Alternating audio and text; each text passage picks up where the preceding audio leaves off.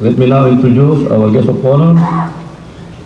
Our guest of honor for today sprang in Sorsogon on 20 January 1957. He is a member of the Philippine Military Academy Matapat class of 1979. He is an officer who has proven his mettle in various fields of work and levels of leadership, and more outstandingly in combat. He spent his youthful years as a determined student, spending most of his time in school. He took his primary education at Gulang-Gulang Elementary School, Lucena City, where he finished as first honorable mention. His secondary education at Quezon Provincial High School, Lucena City. His journey in the military service started as he entered the portals of PMA in 1953. He was molded into a man clothed with the virtues of courage, integrity, and loyalty. He has undergone various extensive military and civilian educations and trainings that have served as his guide and give him a very significant degree of competency that was proven by the numerous awards and decorations he received. He was put charge of various positions of major responsibility in different units of the Philippine Army.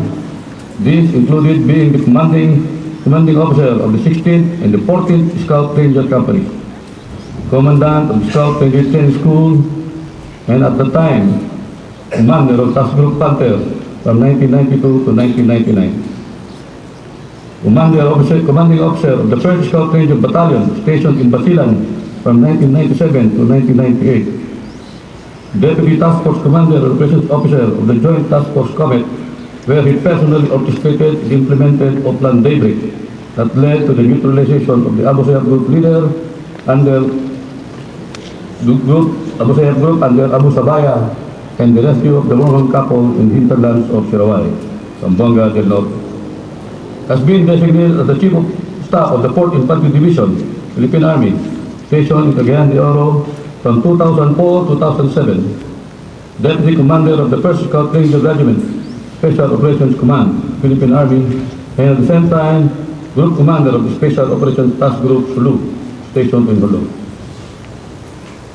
He is also responsible for the neutralization of the notorious SG Group leader Abu Sulaiman on January 2007. He became the Brigade Commander of the 2nd Brigade of the 3rd Infantry Division, Philippine Army, and Commander of Cadet of the Philippine Military Academy, and later on as Deputy Commander of Central Command, AFP. Assumed command of the 2nd Infantry Division, Philippine Army on 28 July 2010, which led to the naturalization of Tirso Alcantara, aka Bert, the 2nd in command of the Southern Tagalog Regional Public Security, New People's Army. Before he took the helm of the military leadership, he was the commanding general of the Northern Luzon Command. Ladies and gentlemen, our distinguished guest is a professional soldier, a gentleman, a mentor and a brother, and most especially a good father. He is happily married to Miss Rose C. Fernandez, and they were blessed with 3 children, Tadeus, Benjamin, and Patricia. Ladies and gentlemen, it is my distinct honor and privilege to introduce to you our very own, the Chief of Staff of the Armed Forces of the Philippines, General Jesse D. De Losa.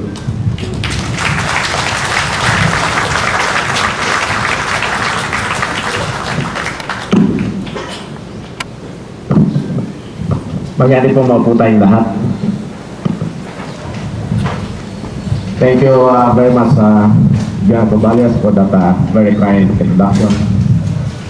So, Commander, kindly give Tikas Pahinga.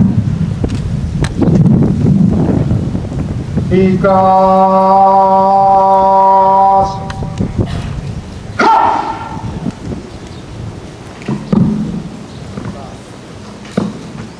First, allow us to recognize our 2 actors here on this morning activities in the person of Lieutenant General Raimundo Per, the outgoing commander of the Western Mindanao Command. I would like also to recognize Major General Noel Combalias, our new West Mincom commander. Allow me also to recognize the wife of General Perel, Lilibar, and their children, Raymond. Please stand up to be recognized, please. Reynalyn, Raisha, Raquel, and Rain. And of course, allow me to recognize the parents of General Ferrer, the person of Colonel Arturo Ferrer, PMA Class 51, retired. And Mrs. Rosa Ferrer.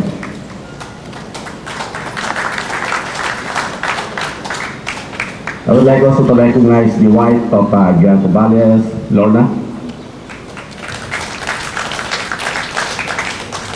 And of course, Honorable Lubricant of Zamboanga City, Honorable Governor Romel Halusos of Zamboanga Sibugay Province, Honorable Miguel Dominguez, the Governor of Sarangani,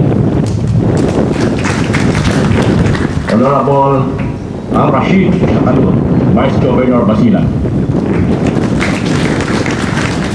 and also to our foreign defense attaché from USA, Australia, Turkey, and representative from International Monitoring Team, our civilian friends from the different sectors of the society, our guests from the Philippine National Police, to all AP ground commanders present here this morning, and of course, to our retired generals, and at the same time, our mentors, the person of Major General Delfin Castro, Major General Nehemias Bajarito, Brigadier Gerald Escalani, Brigadier General Ramirez. Sa lahat ng mga kawal at kawani na narito ngayon, sa inyong lahat, other guests, ladies and gentlemen, magandang umaga po. Today marks another milestone in the history of the Western Mindanao Command AFP. For we are gathered here today to witness the turnover of command ceremony. I wish to start my message with a quotation from William Pollard, and it says, "Without change, there is no innovation, creativity, or incentive for improvement. There is no permanent here in this world except change. As time goes, everything changes, and similar to the organization where we belong, there's always change. We regularly witness leadership changes as if they were just casual events. Sometimes we overlook the point that they strongly emphasize that in changes we build resilience and we draw our greatest strength to meet the present demand and adapt to the present situation. It is through the ascent of a new leader wherein we infuse new vigor to the dynamics of our organization. A new leader brings new ideas and a fresh start to any unit or office. Thus, reforms and innovations are always the promised guarantee of each leadership turnover. Ang sabi nga ni Pinoy, kung may pagbabago, may pag-asa tayo. Those who initiate change will have a better opportunity to manage the change that is inevitable. In the military, no individual occupies a permanent position.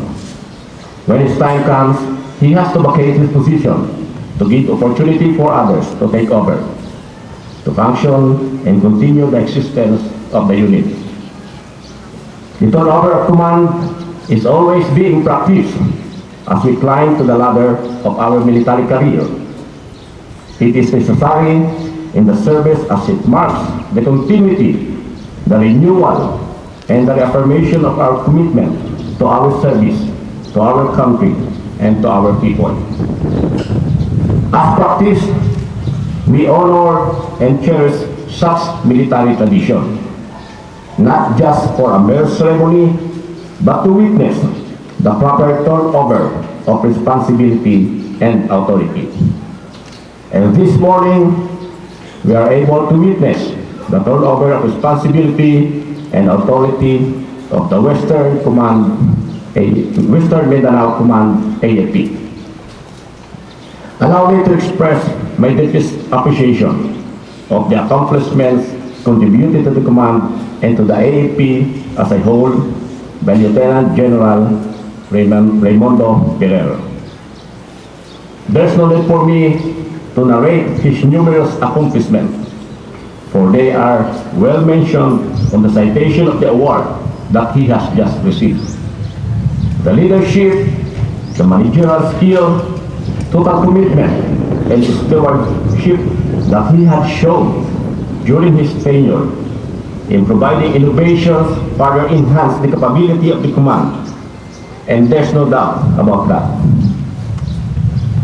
You've done a great job, sir, and you have focused your energy in addressing the various threat situations, while at the same time engaging our stakeholders in this part of our country.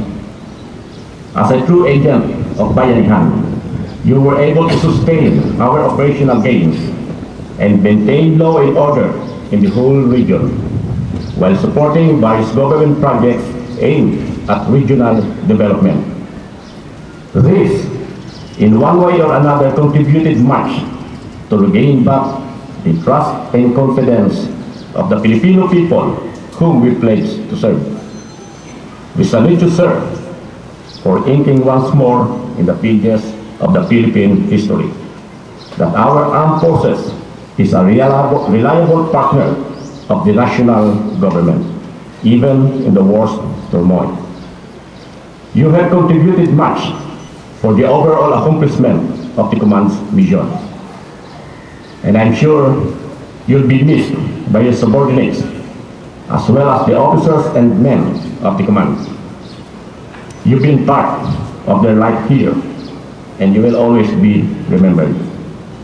You've done your part to the best of your ability, and I wish you all the luck as you go back to civilian life. We always hope for the best of you, sir.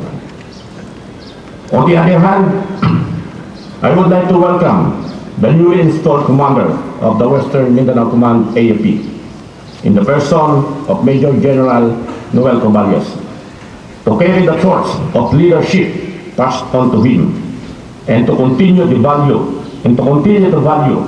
and keep the legacies that the former commander is leaving behind. You have all the qualities, experiences, and attributes fit for the position that you are handling now. Use that attributes and potential to the maximum and make a difference. Don't be contented with what exists now. Always make a difference.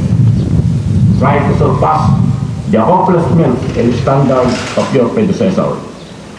Just like what I said a while ago, there's no permanent here in this world except change. So make innovation, be visionary, and make your vision be put into reality. This will be a challenge on your part, and we are expecting much of you. So don't fail us. I know that in spite of what your predecessors have done and achieved, there are still plenty of things to be done in order to fully accomplish the mission. However, I firmly believe that pursuing the things that he had already started and the system that were already put in place would make the task less complicated. You will just do the finishing touches. And as your chief of staff, I urge you to take your part and do your share as you lead this command in order to accomplish our mandated mission. And we are confident that the command will be in good hands under your leadership. Lastly, I encourage all personnel of the command to keep up the good work and to continue discharging your duties and responsibilities with unparalleled vigor and dedication for the good of the unit. And give your all of support to your new commander. Lieutenant General Sir, good luck, sir. So long, but not farewell. Major General Caballas, take charge. Maraming salamat at mabuhay po tayong lahat.